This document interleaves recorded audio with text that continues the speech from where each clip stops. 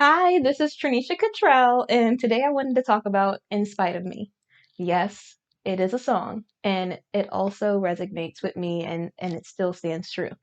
So, what made me want to do a message about In Spite of Me is because today at church we were talking about how God handpicks individuals. And he did it with the 12 disciples. He's done it with each and every one of us, is how the pastor led in her message. And it was so cool. Like, I know, like, to some people, it'd just be like, oh, well, okay, that's just normal life. That's just something that happens regardless, or like in life in general, anyways, because it's not like it's unheard of to have a woman pastor. But it did something in my soul seeing seeing a woman pastor today. It was really enlightening.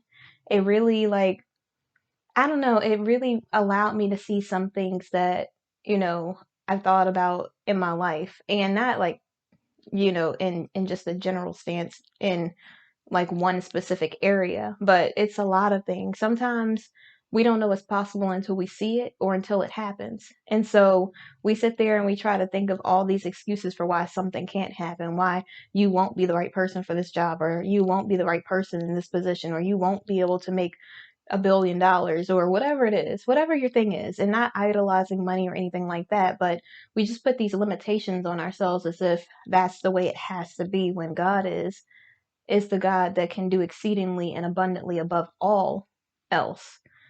Like, he can do anything. He is an abundant God. He is a God that will give you everything that you need. And notice that I always say need instead of want, because we want a lot of things. Sometimes we want to eat a whole cake. We can't do it because it's not good for us. It could lead to serious health issues. It could, if you have like pre-existing health conditions or something like that, eating a whole cake might not be beneficial for the health of your body or your digestive system, whatever else. And so, like, we want a lot of things in life, but that doesn't necessarily mean that we have to have those things. And when it comes to being able to see something, like see like something that God placed in your heart come to fruition, or being able to see an example of something that you just being able to see it in person is different than hearing about it. Like, yes, I do follow like some pastors online that are women. And I honestly, like, just being 100% transparent, most of the people that I follow are men pastors.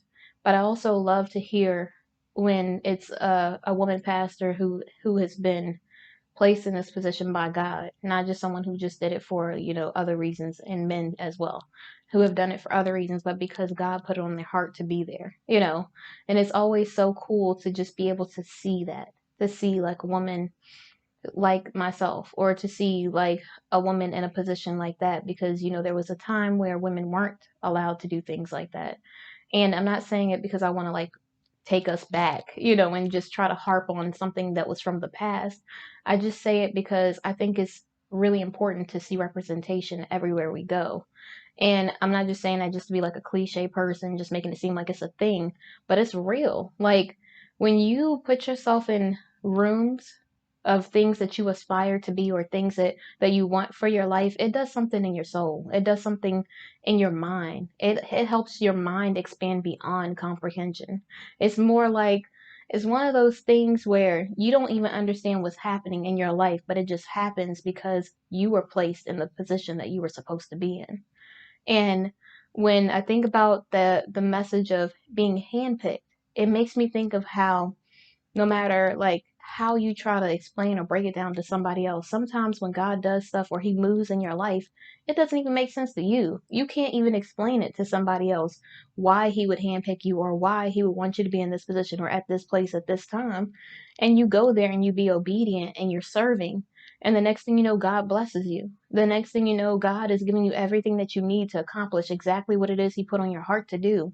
And sometimes we feel like we have to have all these excuses because we can't see how we're going to get to that point. We can't see how God is going to use us for his benefit. We can't see how we can be a blessing to others, or how others will be able to listen to our testimony and use it as fuel for doing better for themselves, or doing something that can change their whole life.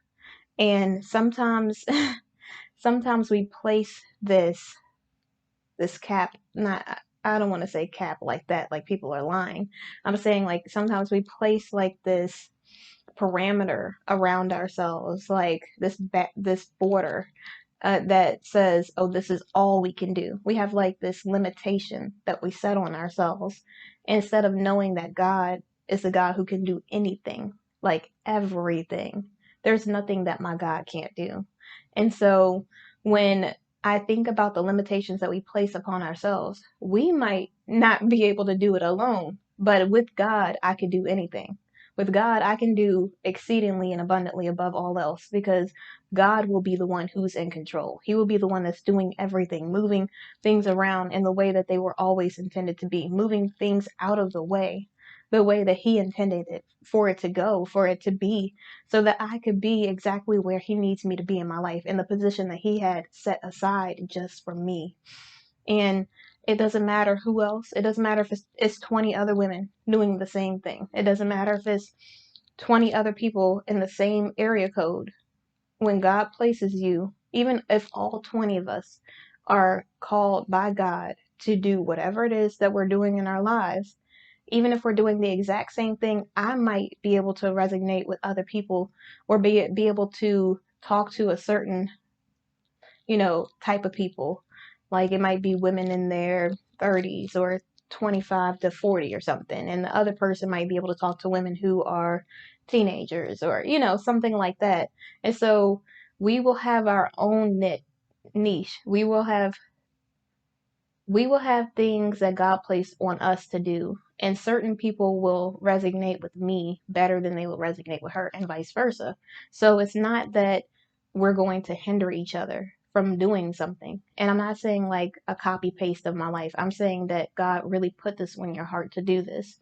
And He put it on my heart to do this as well. And so we just are moving in the same direction, but we're not doing exactly the same thing. Like, we might both be helping people, but the way I help people will be totally different than the way you help people. We're not going to be called, and I'm not saying this just to like put this out there or whatever else. I'm just saying a lot of the time, some people, when they see you doing something that they want to do, it's not necessarily a call, but they feel like this is what they should do because it looks easy. But it only looks easy because God's in it. When God's in things, it makes it look effortlessly. Like it just flows. And you don't have to do extra work. You don't have to try to like put someone down to get that position. You don't have to do anything out of the way to try to convince someone to be with you or convince someone to hire you or convince someone to be your friend. You just have to be yourself, and God will take you the rest of the way. He will allow those people to be a part of your life because they're supposed to be there. He's not going to have you in competition with someone else because because no one can do you better than you. No one else can be you. You're the only one. You're one of one that God has created. And so when you feel like you have to be in competition, it's probably not something God placed on your heart, or you got to really, really be real with yourself and say, why am I feeling insecure? Or why am I feeling jealous? Why am I feeling like I need to compete if this is really something God called me to? And you have to know that it's okay to not be perfect, and also know that whenever God is in it, you will have no reason to feel insecure because your security is in God. You will have no reason to feel like you need to be in competition because there is no competition with you being yourself. There's only one avenue of your life. This is your journey that God is taking you on, and your path that God laid forth before you. It is not Tiffany or Samantha or Brittany's, path. This is Tranisha's path. So when I'm walking my path, I am following God. God is telling me what I need to do. I can't look over at someone else's life and try to think of how I'm going to do the same thing that they're doing the same way that they're doing it. God might say, "Oh, this is just an example, not, just an example, but like let's say Samantha's a preacher and I want to become a preacher." God's not going to say, copy paste Samantha's life so you could become a preacher. He might say, look at Samantha and see that she can do it, and gives you motivation to know that you can do it as well. He might even say you could work with her in the future. He might even say that this is where she started. And even if I start in the same place, the things that I do, the type of people that I affect, or the people who like can feel like they can really see themselves in me are going to be different than the people who see Samantha's story, So, regardless of what it is, my path is going to be my path, not Samantha's path. My past is going to be my past, not Samantha's past. My journey is going to be my journey, not Samantha's journey. And so I think it's really important for us to know that God handpicked us for a specific thing for us to do, to serve Him, to like whatever it is that we're doing, do it in obedience. Just stay focused on Him, and everything else that you need will be given unto you. Like, you don't have to do the most. Sometimes I see people like, and this is not a judgment, this is just an observation, and I'm guilty of doing things like this in the past as well. So it's not just like me pointing a finger at someone else. It's really just like an observation of the whole situation, the whole scenario. And so I could see some people will see someone in a relationship and they're just like, and I'm not saying that just because that person's in a relationship doesn't mean that God doesn't have something that He's teaching that person in that relationship, and then when it's over, they might find you later. Something like that might happen. But I know that God has no intention of you hurting someone else to get what you want. Like, if that's what God has for you, it will be for you. You don't have to do the most to get it. And you don't have to be, you know, putting someone else down to make yourself look better, because you will already be the right one. And I keep saying but I don't know what's going on. So let me just do a quick, how like I always do like a little side note, little explanation, whatever else. So yesterday I was in a video and I had blown dry my hair. I had blow dried my hair so that I could get ready to do these braids. And I was like, I've never done them before. I'm going to try it.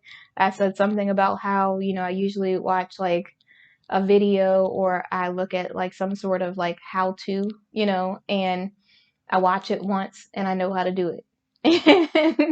And I know people were like, yeah, right. She's just like, she's so like gassing herself up. She's hyping herself up in this situation. She really doesn't know how to do that. But literally, this is the first time I've ever done these Afro twists, and it turned out really well. Like, and I'm not saying it because I'm trying to like pat myself on the back. I'm saying it because if I could do something like this, like sometimes we we try to dim our light, or we try to pretend like we're not good in something just because we feel like we have to be like a broke-minded Christian. Like a scarcity-minded Christian. I guess is what I should say. Like, we make it seem like we can't be abundant and have a lot of money because we're Christian. God didn't say that. He said that some people will be poor, some people will be rich. You choose to be on the side that you need to be on. Like, I choose to think of my life in abundance, whether it's love or money or whatever it is. And not that I want to idolize any of those things. I want to only idolize God. I only want God to be the number one thing in my life, regardless of what's happening, regardless of what storm or trial or tribulation I'm going through. I want God to be number one. And so when I think about how we always try to make it seem like even when it comes to compliments, even when it comes to doing something, we try to make it seem as if we're not that good at doing something just to make other people feel better, or because we feel uncomfortable in our confidence, or we feel uncomfortable in being abundant. But there is nothing wrong with being confident and being good at what it is that you're doing, being competent in areas of your life. That's a good thing. Those, you're going to have strengths and weaknesses. You're not just going to, just because you're good in this thing doesn't mean you're good in everything. But if you are good in it, it's okay to say, hey, I'm good at doing this, because you're going to be good. Every person is good at something. And so why do I keep saying in this video? I don't know what's going on. And I think we really have to change our mindset and just know that it's okay to be confident in areas that we are strong in. It's okay to say, yes, I know how to do this. I'm really good at doing this. And not just like not just like a oh yeah, I'm the best. I'm number one. I do better than anybody else. I'm not saying all of that. I'm just saying that when you are saying that you are good at something, it's okay to say, I'm really good at catching on to this. When it comes to writing, I just love writing and it's something that comes naturally to me. When it comes to doing my hair, like if there's a new hairstyle that I want to try, is it always perfect? No. But when it comes to like me learning like a braiding technique or something like that, usually I pick on pretty fast. I catch on pretty fast. And it's just one of those things. I don't know if you want to say it's just in my genes or what, because like literally my mom, my grandmother, all do hair, and it's like just like with sports or like being active. A lot of my family members are active where they like to do like stuff like outdoor activities or things like that. And I'm not like a real outdoorsy person. Can I say I'm not? Like I like being outside. I like being in nature. Do some things frighten me? Like if I hear something moving in the bush, am I gonna sit there and wait to find out what it is? Probably not. But do I like being on the beach and hearing the waves? Do I like being on a walk, like walking in the neighborhood or walking outside on the trail or something else? Yes, I do like doing that. Does it scare me when I hear something sometimes? Absolutely. But that does not mean that I'm going to stop being in this really, really calming place, just enjoying the things that God has given us, like the trees outside, like sitting out and letting the sun hit my skin, or and not just sitting in the sun all day, but being being just like present in the moment and enjoying those things. And when it comes to just doing hair, it's just something that I've always known how to do. Like I would, when I was real young, I would just put my hair in like two ponytails, or I would put it in like one ponytail or something like that. That was just easy. That was just nothing. And when it comes to like doing braided styles, or it comes to like trying new hairstyles, unless it has to do with rolling my hair up, like using rollers, that's one thing that I just haven't been able to get like the hang of, because I get impatient and I'm working on my patience. I think if I was a more patient person, I could probably do that as well. But I just don't have the patience to sit around for like an hour and a half, 2 hours trying to perm rod or like flexi rod or roller set my hair. I just don't have the patience for it. And I know you're saying, but you have patience to do like braids that take 3 to 4 hours. And I'm like, yes, because I don't know. It's something about, I love being able to do this with my hands, like being able to constantly move. And I don't know if it's because like when I'm braiding my hair, I'm constantly doing something. So it's not like I'm pausing to wait for something. It's like I'm just doing it until it's complete. When I am doing a roller set, it's kind of like you roll it up and it's done. You're done rolling it in like maybe 15 minutes or something, maybe 30 minutes, who knows. And then you have to sit for an hour and a half to 2 hours for your hair to dry. Just sitting and waiting, patiently waiting for that. And I don't know, I'm working on it. I'm really working on bettering myself in that area. And it's just, I don't know, I just can't get the hang of that. It's just one of those things. When I do it on my hair, it just, ugh, every time it turns out crazy. But when it comes to like doing braids, when it comes to learning like how to corn roll, I'm not like the best corn roller, but I can do like something quick and easy. And when it comes to like doing braids, like any kind of like parting with braids or individuals, twists, yarn twists, Senegalese, like box braids, jumbo braids, whatever it is, like I'm good at doing something like that. I have not done, well, I can't say I have not done. I did do like 1 or 2 feet in braids before, and it wasn't difficult. Like when I didn't think about it and I was like, okay, feed the hair, braid, feed the hair, braid, feed the hair, braid. And I did one and it turned out so good. Then the next week I tried it again and I was like, I can't remember the technique. Like if it goes under, over, or over, under. I could probably just watch another video and then learn how to do it and I would pick up on that as well. It's just one of those things that if it's quicker for me to just do the regular box braids, like either rubber band method or regular, then I'll just do it that way so I don't have to constantly keep grabbing hair to put in there, even though it does look better. I don't know what's going on with that today. And so I did take some notes at church because I wanted to stay on course. And you know how when I start to talk, I just all of a sudden just keep on rambling about other things.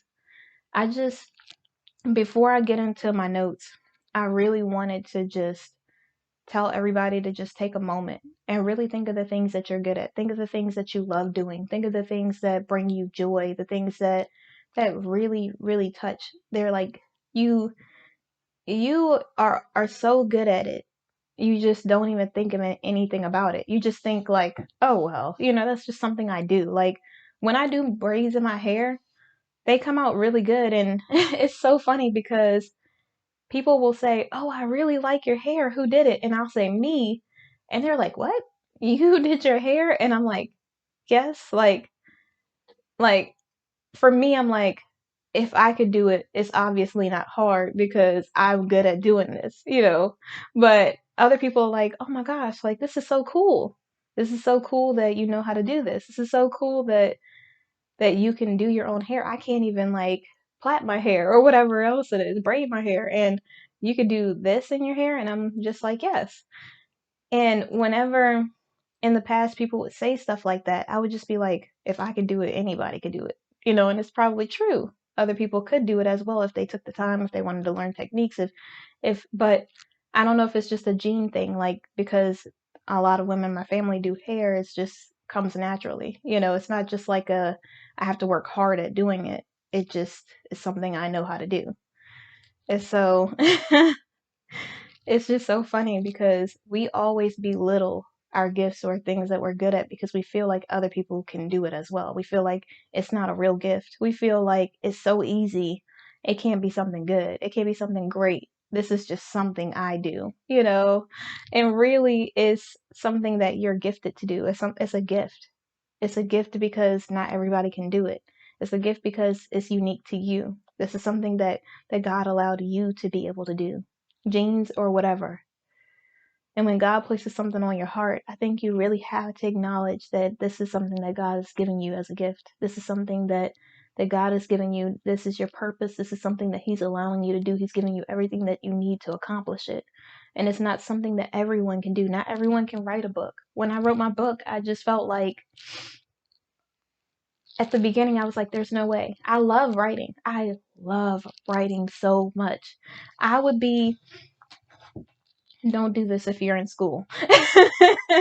I would be literally in English class, and I'm not suggesting any person do this. Do not procrastinate. Just like do stuff ahead of time, whatever else. Like do the right thing. And I would be in English class, like my first year or second year in college, and I would be sitting there, and I got this paper to write, and I'm just like, I just don't feel like writing my paper right now, or I would get preoccupied doing so many other things. The next thing you know, they'd be like, it's a 5-page paper due. They say like 2 weeks, but the time would go by so fast. The next thing you know, the 5-page paper is due the next day. I might do some research on week one and like read a whole bunch of different stuff that I need for the paper and take notes of where like I'm getting these resources, something like that in the first like couple days. I'll go on about my business, doing other stuff, and it's like it stuck with me. It's like I just remembered everything. And it would be like the 5-page paper is due tomorrow. And I'd be sitting there and I'm like, okay, well, I got about 2 hours to write a 5-page paper that's due tomorrow and type it up and everything else. And I go and and I'm looking and I start writing. And whenever it's something about putting pen to paper that just really makes me feel like, wow, like it gives me like this feeling of peace. It allows me to like be out of my mind. I'm super over analytical. And so when I'm thinking about something, it's constantly racing through my mind. I'm constantly thinking of all of these different outcomes, all of these different things. But when I'm writing, even when like the thoughts are just popping in super fast, it's like it really allows me to focus on that thing. I'm not thinking about anything else. I'm thinking about what it is that I'm writing.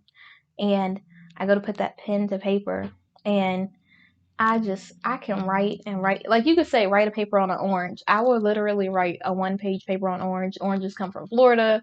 They're orange in color. The orange, oranges have like different type of health benefits and properties.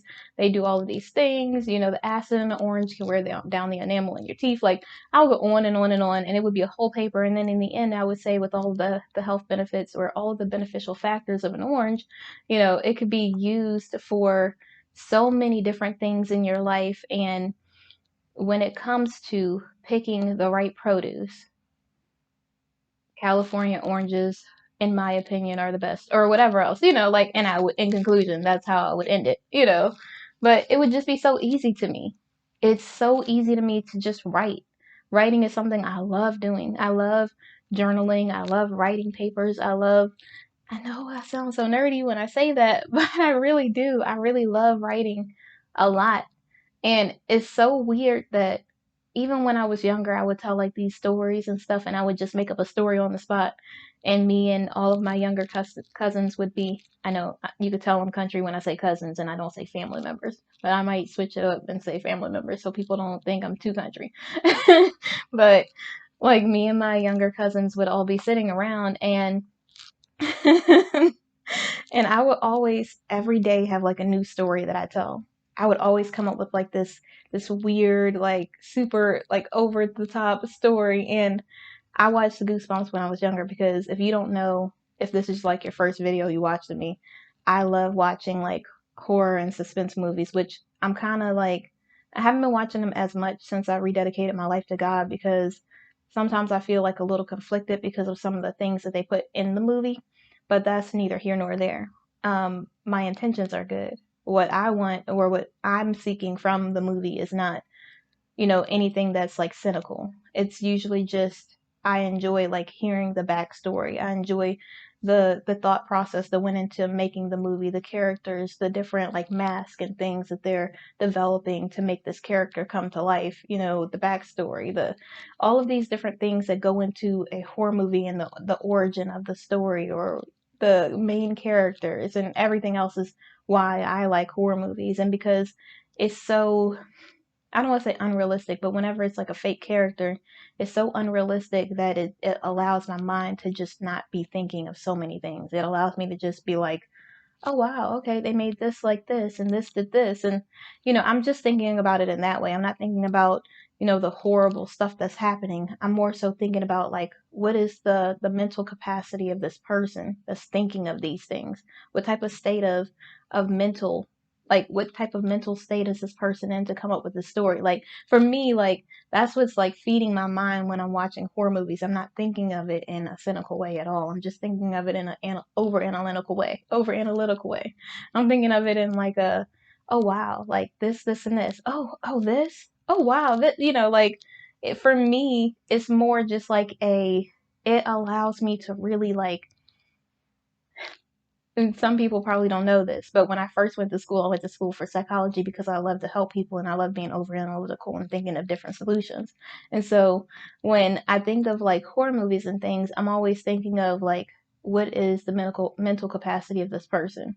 What is the type of person who can write something like this? What is you know, I hear about this horror, like this person who had something really bad happen and then they decided to go this direction, kind of like Criminal Minds and it just amazes me at how certain people think of different things, how people can come up with different stories, how people can really like take their mind there, even when they are like, they could be a completely healthy human being or whatever else. And it just fascinates me in a way. I don't know. Is that weird? It might be weird. Oh well. And so, so that's why like I'm into it.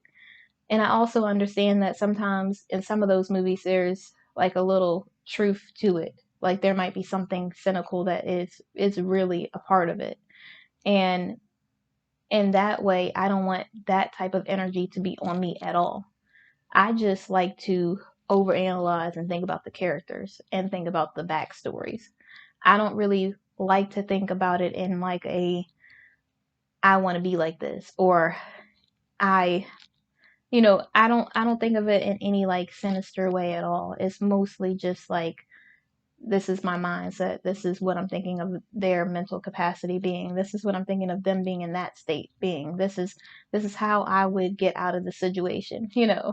It's not just like oh my goodness, I'm just so into this because it's this. It's nothing to do with any of that. And let me just go ahead and get into this because the video is getting long. I do have a thing. I know every video I always say I have to be somewhere, but I really do have a lot of stuff that I plan and things that I do, and it's the holiday season. So today I'm going to go do our annual cookie decorating thing that we do. And so it's something that I was talking to, like, I think my grandma or someone, and I was like, it would be so cool if we could do some stuff like, they do like house decorating, or I would see stuff on TV like they do different things during the holiday. And I said, why don't we do a Christmas decorating thing? Like, we just bake cookies, different kinds of cookies together. We can, do the whole dough thing and roll them out and cookie cut and decorate and everything else. And I can't remember who it was. I think my grandma said, "Oh, that would be a great idea." And the next thing you know, we invited everybody to the first one, and then we had another one, and then we had, I think this is like year 4 or something now. And so now it's become like a whole thing. And it's so cool. I just love the fact that we could do stuff like that as a family. And so, yeah, I have like 2 minutes. I have to update this thing. I do like an encouraging thing every week for people on like one of my platforms. And I really do it because for me, whenever I'm online or I'm doing something, I feel like sometimes the negativity can overcloud what's positive in our lives. And I want to be one of the people who is spreading positivity. I want to pour and speak life into the people around me as much as I possibly can. And so once a week, I put something out there. Like, usually every day I put something inspirational, but once a week I do something that's a little bit different, that's a little more thorough. And I try to do it so that it could be something that can be like uplifting for the day and hopefully help them to like focus on that for the week, or focus on like putting your energy into this and knowing that even though you're not perfect, it's okay. And I say that because I'm not perfect. And I always thought that Christianity meant you had to have it all together. You had to be this perfect person for God to use you. And you don't. You just have to be willing and obedient. And God will use you. God will do whatever He can do to give you everything that you need. And so let me go ahead and stay focused. So the topic of the message from the pastor today was, I was handpicked by God. And I put a little note while I was sitting there. I was going to do a video, and I might do it if God puts it on my spirit to do it. But as the preacher was talking, and she said, deserted, denied, and disrespected is what God was by some of the disciples, or by the disciples. And I put a little side note that says we can't make someone who they are not. And I might do a video on that. I think I've done a video in the past on it, but I think it's important for us to remember that it's not just about that. It's about the fact that even if this could happen to God, it could happen to you as well. And that doesn't mean that your whole life needs to be that. It doesn't mean that that one person dictates who you are, or that that person is just, whatever that person did is going to destroy you. It just means that that's life. And it means that that could be used as a lesson. It means that even Jesus was deserted, denied, and disrespected. So, of course, you could be as well. And God might use that to push you into purpose. Sometimes we need a little fuel to get into our purpose, because if we got it easy, we probably wouldn't move. We'd be too comfortable. So you got to get a little uncomfortable to make it to your purpose. And so that's a whole nother thing. I like, sometimes when I'm spending time with God, I get like several ideas, and then I'll pray before the video, and then I'll just say, God, guide me, because I just want to say the things that you want me to say. I don't want this to be about me. I don't want it to be about like benefiting me at all. I just want you to have all the glory, because I would not be here without you. And that's 100%, like 100. I don't know if people still say that, but I'm going to say it. And so in my notes, it says, He picked us in spite of what we said or did not say, what we did or did not do. And when she said that, I was like, oof. And it made me think of In Spite of Me, which is why the video is entitled In Spite of Me, because it doesn't matter what we say or what we wish that we would have said. You know how you get in that moment, you're like, I should have said this. It doesn't matter. You you being the best version of yourself is what matters. You rectifying a situation when you can, or trying to reconcile a situation that is worth it, a relationship that is worth it, is what matters. It doesn't matter if you do something wrong, because you're human, you're going to make mistakes. It matters that God can still use that for his benefit. It matters that you try to be the best version of yourself. And it says to cast your net, and God will take care of the rest when he calls you. And the pastor was saying how she was told to go to biblical school and she didn't have any money. Like, she was like, these funds are low. And she's like, but even though the funds were low, God had told her to go, and she went, and her school was provided for. She didn't have to do anything. She had to be obedient, and God took care of the rest. Sometimes we feel like because we're not good, because we're not perfect, because we didn't do everything right, because we don't have the funds for it, or whatever else it is, that we can't do something that God put on our heart to do. But I will be the first to tell you that even when you feel like there's no way that it could happen, God can make the impossible happen. God can make the impossible possible, because he can do anything. Like, when I tell you, oh my gosh, I wish you knew God. Like, and I say that not because I'm trying to like convince everyone to convert to Christianity or anything like that. Like, of course, that's my hope because I'm Christian. I'm just saying that the feeling that I get with God, the security that I get with God, that I try to seek in relationships, I try to seek in a job and other things in my life, and I'm only saying that to be transparent, is nothing compared to what God gives me. Like, I never have to worry about God saying, oh, someone else is more important. He thinks we're all important. I never have to worry about God not having time for me, because he always wants to spend time with me. He always wants me to lean on him and talk to him regardless of what's going on. And he does not hold anything against me. He's not bringing up, oh, you remember that time in the past when you did that? He let it all go the second I repented. And God is just so amazing. Having God in my life changed everything. And I know it sounds extreme. I know some people probably don't believe it. They think it's like this whole thing, like hoopla or whatever else. And it's the truth. It's true. Like, God is true. God is love. And if you have God in your life, you cannot want for anything. Like, everything that's important, you will have. Frivolous things that really don't matter, that mean you no good, that you shouldn't have in your life anyways. You don't need it anyways. But everything that you need, God will provide for you. And especially when he calls you to a purpose, especially when he puts something on your heart to do, you might not even see how it's going to happen, but God will make it happen. He will make anything possible.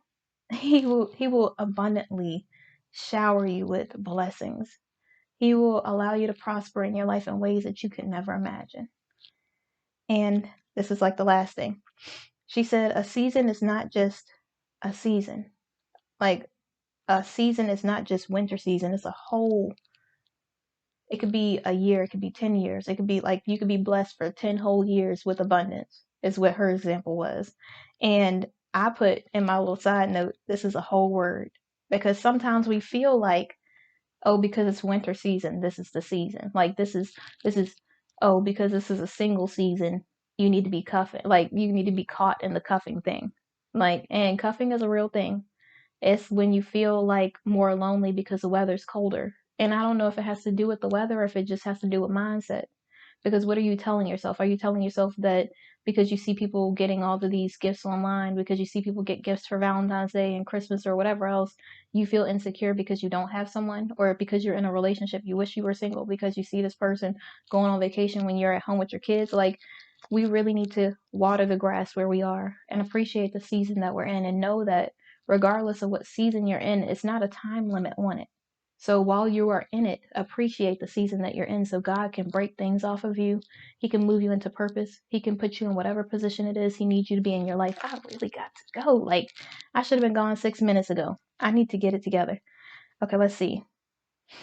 And she said, Do the right thing the first time so you don't have to go to the back of the line and then he'll move you back up to the front. Like you have to constantly, like slowly move back to the position that you would have already been in had you done the right thing in the first place. Like, you know how when we get ready to do something, we know it's the wrong thing and we do it anyways? That's setting us back. That is not allowing us to just be what it is that we need to be. It is making us, it is really making us, it's setting us back from our purpose, setting us back from our spouse, setting us back from our future. And if we really truly want God to move in our life, we have to be willing to be obedient and serve. We just have to. We can't just we can't just pretend as if we could just sit here and just say I'm Christian and God's going to give you everything. You have to be willing to sacrifice and be obedient and be willing to know that he is God. Be willing to just follow his lead instead of trying to take control in order for God to say, this is what I'm willing to give you. He can't give you and trust you with something when you won't do something with the little that he has given you or appreciate the season that you are in or the people that you do have in your life.